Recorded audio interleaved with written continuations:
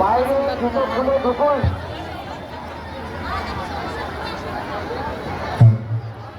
এরপর আমাদের এখন সমবেত সঙ্গীত পরপর দুটি সমবেত সঙ্গীত পরিবেশন করবে আমাদের হাবড়ার যুববৃন্দ। তাদেরকে অনুরোধ করছি খুব দ্রুত তারা সঙ্গীতটি করার জন্য। খুব সংক্ষিপ্তভাবে সঙ্গীতগুলো যেন হবে, কোনো রিপিটেশন না করলে ভালো হয়।